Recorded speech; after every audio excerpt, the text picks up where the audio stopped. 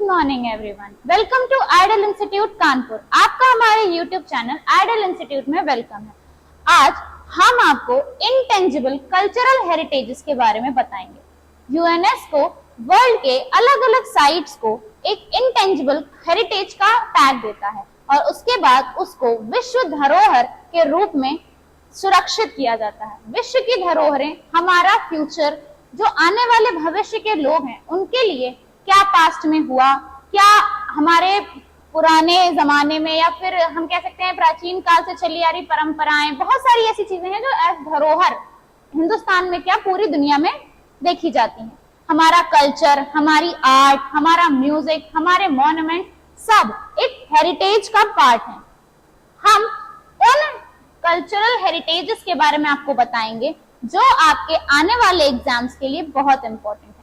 World cultural heritage day 18 अप्रैल को हर साल celebrate किया जाता है और उस दिन यूनेस्को कुछ मॉन्यूमेंट्स को, कुछ साइट्स को एक टैग देती है, ICH टैग।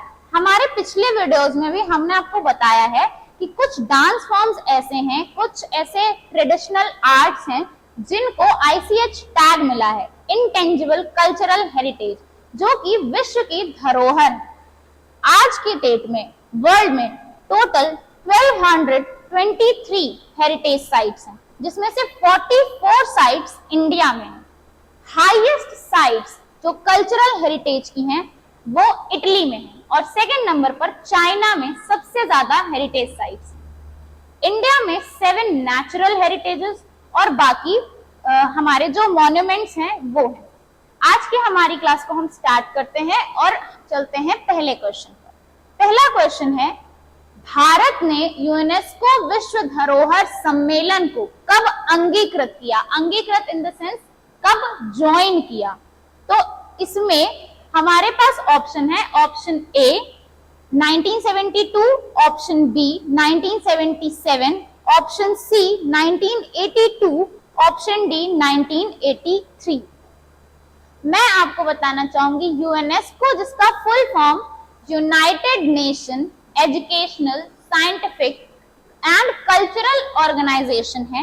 ये अलग अलग साइट्स को, जो कि यहाँ हमारे पुराने जमाने या कह सकते हैं कि जो मुगल काल से या अंग्रेजों के टाइम से हमारे इंडिया में जो मॉन्यूमेंट्स बने हैं, जो राजा महाराजाओं के टाइम से मॉन्यूमेंट्स बने हैं, उनको प्रोटेक्शन देता है, उनको उनकी केयर करता है। जैसे ताजमहल हो गया, कुतुब मीनार हो गया, ये सारे कल्चरल हेरिटेजेस हैं इंडिया में। इसका करेक्ट ऑप्शन होगा ऑप्शन नंबर 3, 1982। 1982 में इंडिया ने यूनेस्को विश्व धरोहर सम्मेलन यानी कि वर्ल्ड हेरिटेज कन्वेंशन इसमें पार्ट लिया। इसके बाद इंडिया में टोटल 44 साइट्स, जुलाई 2025 तक 44 साइट्स को कल्चरल हेरिटेज का टैग मिल चुका है। Let's move to the next question. हमारा अगला क्वेश्चन है, विश्व धरोहर स्थलों की घोषणा कौन करता है? यानी कि वो कौन सी संस्था है जो ये बताती है कि कौन सी साइट या कौन सा मॉन्यूमेंट विश्व की धरोहर है? हमारे ऑप्शन है, option A IUCN, option B UNESCO UNESCO, option C UNDP या ऑप्शन डी UNEP। तो इसका करेक्ट आंसर होगा option B, united nation educational, scientific and cultural organisation. कई जगहों पर इसका फुल फॉर्म पूछ लिया जाता है, मल्टीपल चॉइस में वो स्पेलिंग का या उसका एजुकेशन की जगह इकोनॉमिकल भी कर सकते हैं। ये क्वेश्चन एक बार पूछा गया था कि यूनेस्को का फुल फॉर्म क्या है, तो उसमें ई का या ई की जगह इकोनॉमिक या उसको एजुकेशनल की जगह इकोनॉमिक कर दिया गया था। साइंटिफिक में चेंजमेंट कर सकते हैं। तो आपको करेक्ट फुल फॉर्म पता होना भी बहुत जरूरी है। वर्ष 2025 तक भारत में कुल कितने यूनेस्को विश्व धरोहर स्थल हैं? हमारे पास ऑप्शन है, option A 40, option B 44, option C 48, option D 50। 44th जो हमारा है महाराष्ट्र को दिया गया है, मैंने अभी आपको बताया 44 है, तो 44th महाराष्ट्र को दिया गया है। महाराष्ट्र के कई सारे किलों को दिया गया है। इसमें टोटल कल्चरल हेरिटेज पूछे गए हैं इंडिया के, जो कि है 48। करेक्ट आंसर होगा 48। 44th लेटेस्ट महाराष्ट्र के कुछ किलों को 44th उसमें ऐड किया गया है। नेक्स्ट है भारत का एकमात्र मिश्रित विश्व धरोहर स्थल। मिश्रित धरोहर स्थल का मतलब है यहाँ पर जो एक कल्चरल हेरिटेज भी हो और जो नेचुरल भी हो, जो नेचुरली फॉर्म हुआ हो, उसमें किसी भी तरीके का क्या कहते हैं एक्स्ट्रा उसको बनाया नहीं गया हो। जैसे ताजमहल बनाया गया है, मजदूरों ने बनाया है, कुतुब मीनार बनाया गया है, लेकिन वो कौन सा धरोहर स्थल है जो विश्व धरोहर है और नेचुरली फॉर्म हुआ है? ऑप्शंस हैं, option A Kanchenjunga national park, option B Nanda Devi national park, option C valley of flowers, option D Sundarbans. तो इसका करेक्ट आंसर होगा option A Kanchenjunga national park. ये नेचुरली फॉर्म्ड एक कल्चरल और नेचुरल हेरिटेज है। Next question, how many natural heritage sites are there in India as of 2025? 2025 तक भारत में कितने प्राकृतिक धरोहर स्थल हैं? भारत में टोटल ऑप्शन हमारे पास है, option A 6, option B 7, option C 8, option D 9। तो हमारे पास कल्चरल और मिक्स हेरिटेज में कंचनजंगा नेशनल पार्क आ जाता है, तो उसको भी नेचुरल हेरिटेज में काउंट करेंगे क्योंकि वो मिक्स्ड है, तो उसको नेचुरल और कल्चरल दोनों हेरिटेज में काउंट करेंगे और करेक्ट ऑप्शन होगा option C 8। Next question, what is the minimum criteria for a site to be inscribed as world heritage? वो कौन सा न्यूनतम मापदंड है? मापदंड इन द सेंस किस कैटेगरी में किसी मॉन्यूमेंट को या किसी साइट को होना चाहिए कि वो एक विश्व धरोहर स्थल बन सके? तो पहला है option, option A 2, option B 1, option C 3, option D 5। तो किसी भी जगह को या किसी भी साइट को, किसी भी मॉन्यूमेंट को मिनिमम एक क्राइटेरिया, किसी भी चीज में आप एलिजिबल हैं, अगर आपकी एलिजिबिलिटी टेस्ट करनी हो तो कम से कम एक चीज तो एक क्वालिटी मैच होनी चाहिए। मिनिमम पूछा गया हमसे, मैक्सिमम नहीं पूछा गया, तो मिनिमम यहाँ पे होगा ऑप्शन बी 1। एक कंडीशन होनी चाहिए कि वो विश्व धरोहर स्थल हो। आप किसी भी चीज को एज वर्ल्ड हेरिटेज नहीं बना सकते, कंसिडर नहीं किया जा सकता। आप अपने घर को, अपने आसपास के पार्क को, उसको एज वर्ल्ड हेरिटेज नहीं काउंट कर सकते। वर्ल्ड हेरिटेज होने का मतलब है, धरोहर होने का मतलब ही है कि जो प्राचीन परंपरा है या काफी लंबे टाइम से एक ऐसी चीज जो एजुकेशन प्रोवाइड करे, किसी चीज के बारे में हमें बताए, किसी चीज का इतिहास बताए, वो कम से कम होना चाहिए, तभी उसको एज अ कल्चरल हेरिटेज हम मान सकते हैं। नेक्स्ट क्वेश्चन, भारत में किस राज्य में सर्वाधिक यूनेस्को स्थल हैं? हमारे पास ऑप्शन है, option A Maharashtra, option B Rajasthan, option C Uttar Pradesh, option D Tamil Nadu. Maharashtra के कई सारे किले, शिवनेरी का किला, आपका उधर के जो पहाड़ी एरिया है उधर का, उसमें कई सारे ऐसे किले हैं जो शिवाजी के टाइम से हैं, उनको इस वक्त दिया गया है कल्चरल हेरिटेज का टैग। हमसे पूछा गया है कि सबसे ज्यादा कहां पर है, तो इंडिया में सबसे ज्यादा कल्चरल हेरिटेजेस जो हैं वो हैं राजस्थान में। उत्तर प्रदेश का ताजमहल, दिल्ली का कुतुब मीनार, तमिलनाडु का टेम्पल है, कोणार्क टेम्पल है कर्नाटका में, वो ये सब कल्चरल हेरिटेज है। Next, which was the first Indian site to be inscribed as UNESCO World Heritage Site? यानी कि कौन सा वो पहला स्थल है भारत का, ऐसा कौन सा पहला मॉन्यूमेंट है जिसको यूनेस्को ने एज कल्चरल हेरिटेज, ये वर्ल्ड हेरिटेज साइट है, ये टैग दिया था? हमारे पास ऑप्शन है, option A Qutub Minar, option B Ajanta caves, option C Taj Mahal, option D Mahabalipuram. Mahabalipuram Maharashtra area में है, महाराष्ट्र और कर्नाटका के पहाड़ी एरिया के साइड पड़ता है। कुतुब मीनार दिल्ली में है, ताजमहल उत्तर प्रदेश में है, अजंता की गुफाएं महाराष्ट्र में है। हमारा करेक्ट ऑप्शन होगा ऑप्शन सी ताजमहल। ताजमहल को जो कि शाहजहां ने बनवाया था, पहला ऐसा मॉन्यूमेंट है जिसे as cultural heritage, world heritage site का टैग मिला था। नेक्स्ट क्वेश्चन, यूनेस्को का पूर्ण रूप क्या है? मैंने अभी थोड़ी देर पहले ये मेंशन किया था कि इसका फुल फॉर्म पूछ लेते हैं कि यूनेस्को का फुल फॉर्म क्या होता है, और क्वेश्चन आ गया। हमारे पास ऑप्शन है, option A united nation environmental science and cultural organisation, option B United Nations educational scientific and cultural organisation, option C united nation economic and scientific coordination office, option D united nations environment and security council. मैंने आपसे कहा था ना, ये इधर का UN का full form तो सेम ही है, बस इन्होंने ई का environment, education, economic and environment, देखिए हर उसमें चेंज है, इसमें एनवायरमेंटल है, इसमें एनवायरमेंट है, किसी में सेम नहीं है। इसमें साइंस है, इसमें साइंटिफिक है, इसमें भी साइंटिफिक है, उसमें सिक्योरिटी कर दिया। Cultural coordination and council.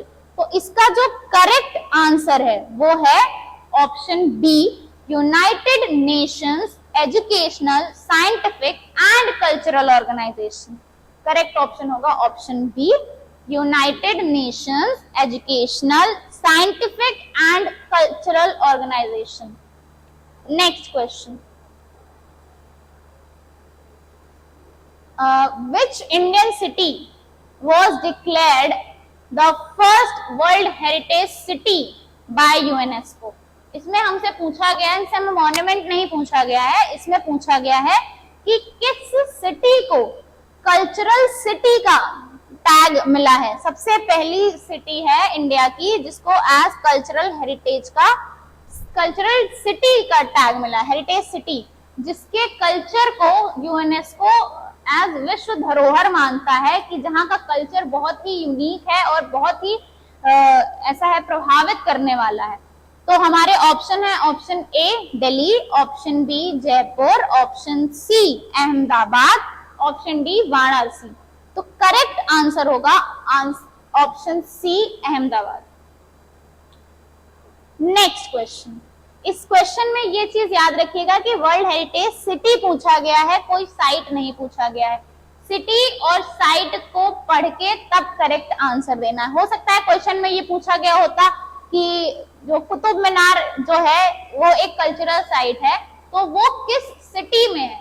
तो अब आप ये सोचते हैं कुतुब मीनार तो साइट है, अब ये सिटी वाला क्या है। तो सिटी और साइट, अपना क्वेश्चन आप पहले ढंग से पढ़ेंगे, पढ़ने के बाद ही आंसर करेंगे, क्योंकि जो जीएस के क्वेश्चन होते हैं उनका सीधा वो रहता है कि वो या तो सही या तो गलत, उसमें कोई और दूसरा वो नहीं होता।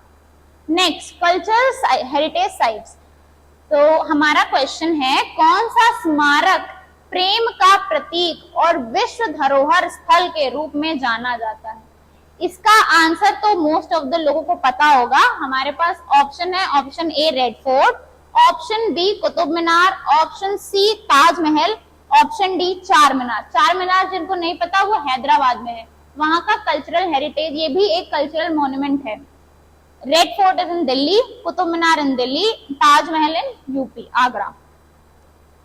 तो Red Fort is not a cultural site जो सिंबल ऑफ लव है। सिंबल ऑफ लव सबको पता है, सी ताजमहल है। नेक्स्ट क्वेश्चन, कुतुब मीनार कुतुबुद्दीन ऐबक के ने अपने बनवाना शुरू किया था, उनकी डेथ के बाद इल्तुतमिश ने उसको कंप्लीट कराया था। नेक्स्ट, अजंता की गुफाएं किस कला के लिए प्रसिद्ध हैं? अजंता की जो गुफाएं हैं, अजंता अलोरा की, इनमें क्या प्रसिद्ध है, ये किस वजह से कल्चरल साइट है? हमारे ऑप्शन है, option A sculpture, option B paintings, option C architect और option D music. Ajanta Ellora की गुफाओं में भगवान शिव और मां पार्वती के चित्र जो हैं वो बने हुए हैं और ये फेमस है अपनी पेंटिंग्स के लिए। नेक्स्ट क्वेश्चन, एलोरा की गुफाएं किन धर्मों का संगम है? अजंता एलोरा की जो गुफाएं हैं इसमें किन धर्मों का संगम है, यानी कि किन धर्म, जो हमारे यहाँ धर्म है, हिंदुस्तान में कई धर्मों को माना जाता है, India is a very cultural country, तो यहाँ पे कौन कौन से जो धर्म है उनमें से कौन सा धर्म है जो एलोरा की गुफाओं से जुड़ा हुआ है? ऑप्शन है, option A Hinduism, Islam, Christianity, option B Hinduism, Jainism and Buddhism, option C Buddhism, Sikhism, Christianity, option D Hinduism, Christianity and Jainism. तो आपका एक ऑप्शन तो यहाँ पे तुरंत कट हो जाएगा, ये वाला, क्योंकि मैंने अभी आपको बताया कि जो एलोरा की गुफाएं हैं, अजंता एलोरा की, इसमें माँ पार्वती और भगवान शिव की पेंटिंग्स हैं, तो इसमें हिंदू धर्म का मेंशन नहीं है, तो ये तो यहीं से कट हो जाएगा। Hinduism, Islam, Christianity is wrong answer. इसका करेक्ट आंसर होगा Hinduism, Jainism and Buddhism.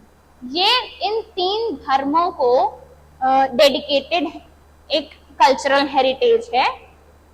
Konark का सूर्य मंदिर किस राज्य में स्थित है? कोणार्क का सूर्य मंदिर किस राज्य में स्थित है? अगर आपने कभी अपने नोटों को, जो पैसे चलते हैं, जो रुपए के नोट चलते हैं, उसमें ध्यान से देखा हो तो एक नोट है जिसमें ये कोणार्क का सूर्य मंदिर बना हुआ है।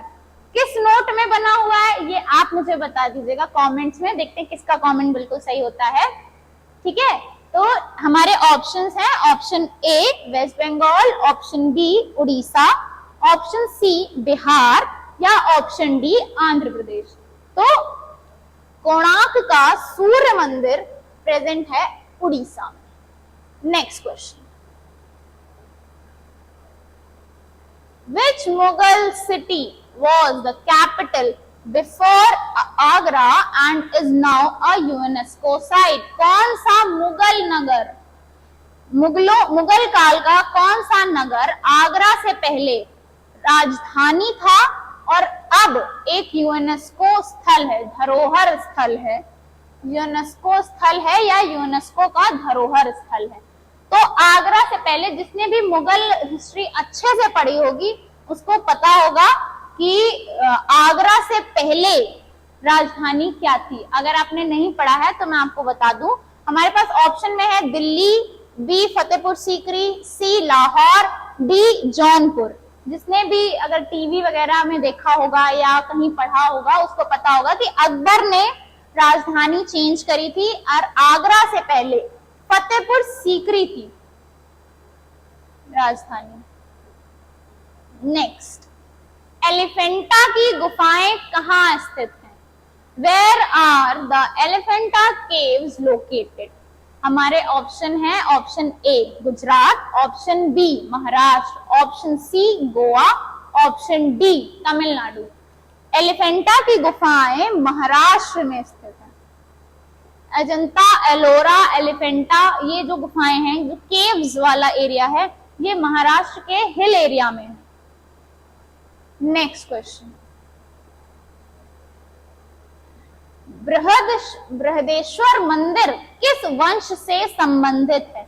यहाँ पे ये क्वेश्चन इसलिए पूछा गया है क्योंकि जो बृहदेश्वर मंदिर है ये एक कल्चरल हेरिटेज है। ये कोई नहीं सोचेगा कि ये तो टेम्पल का क्वेश्चन आ गया, ये खुद अपने आप में एक कल्चरल साइट है। ठीक है, और ये किस वंश से संबंधित हमसे पूछा गया है, तो ऑप्शन है मयूर वंश, गुप्त वंश, चोल वंश, विजयनगर वंश। अगर आपको पता हो तो जो टेम्पल्स हैं, मोस्टली टेम्पल्स चोल वंश और गुप्त वंश के टाइम पर बहुत सारे टेम्पल्स का निर्माण किया गया है। ठीक है, इसका करेक्ट आंसर होगा ऑप्शन सी चोल वंश। चोल वंश के टाइम पे चोलों का जब राज्य था साउथ में, तो उस टाइम पर बृहदेश्वर मंदिर का निर्माण कराया गया था। नेक्स्ट क्वेश्चन, महाबलीपुरम के मंदिर किस वंश द्वारा बनवाए गए हैं? ये क्वेश्चंस बहुत आते हैं कि किस वंश ने कौन सा मंदिर बनवाया था। ये अलग पूरा एक टॉपिक आता है, जब एक पूरा एक टॉपिक है, इस पे हम अलग से एक वीडियो बनाएंगे जिसमें पूरा आपको अच्छे से हम एक्सप्लेन करेंगे कि किस वंश, चोल वंश और गुप्त वंश, जिसमें हर एक वंश में कौन कौन से टेम्पल्स बनवाए गए हैं, कब बनवाए गए हैं और किसके द्वारा उन्हें नष्ट किया गया है, रुइन किया गया है, ये क्वेश्चंस भी आते हैं। तो महाबलीपुरम किस वंश के मंदिर किस वंश द्वारा बनवाए गए हैं? हमारे ऑप्शंस हैं चोलास, बी पल्लव्स, सी सतवाहनास और डी है राष्ट्रकूटास, राष्ट्रकूट वंश। ये सब वंशों के नाम है। करेक्ट ऑप्शन है ऑप्शन बी, पल्लव वंश ने महाबलीपुरम के मंदिरों का निर्माण करवाया था। नेक्स्ट क्वेश्चन, कौन सा स्थल कामुक मूर्तियों के लिए प्रसिद्ध है? कामुक मूर्तियां, एरोटिक स्कल्पचर्स। तो ये कौन सा स्थल है जो वहां ऐसी मूर्तियों के लिए, कामुक मूर्तियों के लिए प्रसिद्ध है? तो ऑप्शंस हैं ए सांची, सांची का स्तूप है, Sanchi stupa. Option B Ajanta, option C Khajuraho, option D Mahabalipuram. अभी हमने बताया महाबलीपुरम में मंदिर है। करेक्ट ऑप्शन होगा ऑप्शन ए, अजंता अलोरा की जो गुफाएं हैं वहां पर पेंटिंग्स और स्कल्पचर्स का, वहां पे मूर्तियां बनी हुई हैं देवी देवताओं की, जो कि कामुक स्वरूप में है। नेक्स्ट क्वेश्चन, सांची स्तूप किस धर्म से संबंधित है? एक सेकेंड, क्वेश्चन क्या था? Sorry,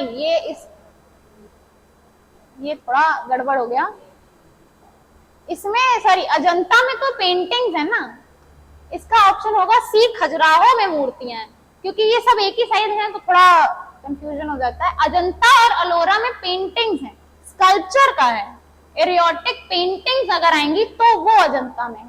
next question, next, Sanchi स्तूप किस धर्म से संबंधित है? ए जैनिज्म, बी हिंदुइज्म, सी बुद्धिज्म या डी ज़ोरोएस्ट्रिज्म। तो ये मैं आपको बता दूं, सांची स्तूप बुद्धिज्म से संबंधित है, भगवान बुद्ध से रिलेटेड। इसका पूरा एक मैंने अपने पिछले वीडियो में बताया भी था कि भगवान बुद्ध से संबंधित ऐसी कई सारी साइट्स हैं, जैसे सांची स्तूप है, आप बोध गया जाएंगे तो भगवान बुद्ध से रिलेटेड वो है, कहाँ भगवान को ज्ञान प्राप्त हुआ था। हम्पी किस राज्य की राजधानी थी? हम्पी किस राज्य की राजधानी थी? हम्पी पुराना नाम है, अभी प्रेजेंट में किसी स्टेट में आपको किसी भी कैपिटल का नाम हम्पी नहीं है, ये पहले का पूछा जा रहा है जब ये चोल और मुगल और गुप्त साम्राज्य था। तो हमारे ऑप्शंस हैं option A Chola, option B Mughal, option C Vijayanagar, option D Gupta. तो इसका करेक्ट आंसर होगा ऑप्शन सी विजयनगर। हम्पी विजयनगर साम्राज्य की राजधानी थी। जो कानपुर वाले हैं वो विजयनगर, ये कानपुर वाला विजयनगर नहीं, साउथ वाला विजयनगर, यहाँ कोई साम्राज्य नहीं था। पदकल के स्मारकों का समूह किस राज्य में है? तमिलनाडु, कर्नाटक, उड़ीसा, केरला। पदकल के स्मारक ये है कर्नाटका में। Next question, the churches and convents of Goa belong to which architectural style? Goa के जो चर्च हैं और मठ हैं, मठ मतलब कॉन्वेंट्स, जहां पर सिस्टर्स और नन्स रहते हैं, ये किस वास्तुकला शैली से संबंधित हैं? ये कौन सा का स्टाइल है जो उनका, जैसे मुगल जो भी आप देखेंगे उसमें बड़े बड़े गुम्मद होते हैं, ऐसे बड़ा सा ऊपर एक गुम्मद होता है, नीचे 4 मीनारें होती हैं, उस तरह का एक स्टाइल होता है। जो मंदिर होते हैं उसमें ट्रायंगुलर शेप होता है और वो उनका भी छत काफी ऊंचा होता है, तो एक अपना एक अलग वास्तुकला शैली होती है। तो गोवा के चर्च जो हैं और जो मठ हैं वो किस वास्तुकला शैली से संबंधित हैं? हमारे पास ऑप्शन है, option A baroque, option C gothic, option C Islamic, option D Hindu. तो इसका करेक्ट आंसर होगा ऑप्शन ए बैरोक। ये बैरोक आर्किटेक्चरल स्टाइल से संबंधित है। हिंदुज्म में आपको बड़े बड़े मंदिर मिलेंगे जिसमें एक ट्रायंगुलर शेप होगा, इस्लामिक में वो गुम्मद, गोल गुम्मद के शेप में होगा। नेक्स्ट क्वेश्चन, निम्न में से कौन सा दिल्ली का स्मारक यूनेस्को का स्थल नहीं है? इसमें पूछा गया है कि कौन सा स्थल नहीं है। ऑप्शन है, option A Qutub Minar, option B red fort, option C Humayun's tomb, option D India gate. अब इसमें ये होगा कि इंडिया गेट क्यों नहीं है? इंडिया गेट इसलिए नहीं है क्योंकि इंडिया गेट इंडिया के लोगों का जो बलिदान है उसको दिखाता है। इससे जो वहां इंडियन लोग हैं उनको तो नॉलेज मिलेगी कि ठीक है इंडिया के लोग जो सैनिक मारे थे उनके बलिदान को दिखाता है। कुतुब मीनार जो है वो कल्चरल साइट है, वो एक पूरे वंश जो अब नहीं है उसके बारे में है। हुमायूंस टॉम्ब, हुमायूं की जो वो है कब्र है, वो रेड फोर्ट, ये सब इतिहास बताते हैं। तो जो करेक्ट ऑप्शन होगा इसमें वो होगा ऑप्शन डी, इंडिया गेट एक कल्चरल साइट नहीं। ठीक है, नेक्स्ट, जयपुर का जंतर मंतर किस विषय से जुड़ा हुआ है? Option A art, option B warfare, option C astronomy, option D agriculture. Jantar Mantar को बनाने का मतलब रीजन क्या है? वो किसी वॉर से रिलेटेड है या किसी कला को बताता है? एस्ट्रोनॉमी यानी कि जो हमारे वास्तुशास्त्र है और जो ग्रह नक्षत्र इन सब से रिलेटेड। एग्रीकल्चर खेती बाड़ी से रिलेटेड। तो इसका करेक्ट आंसर है ऑप्शन सी एस्ट्रोनॉमी से रिलेटेड। जयपुर का जंतर मंतर एस्ट्रोनॉमी से रिलेटेड है, खगोल शास्त्र और जो हमारे ग्रह नक्षत्रों का जो शास्त्र होता है उससे रिलेटेड। रानी की वाव, ये 2000 के नोट पे बना था, ये मैंने बता दिया। रानी की वाव कहाँ स्थित है? क्योंकि अब 2000 का नोट चलता नहीं है तो लोगों को पता नहीं रहेगा, ढूंढेंगे नोट में। तो ऑप्शंस हैं Rajasthan, option B Gujarat, option C Uttar Pradesh, option D Bihar.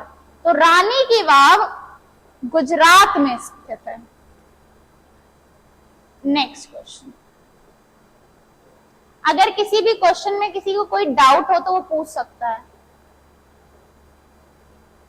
निम्न में से कौन सी विश्व धरोहर रेलवे साइट है?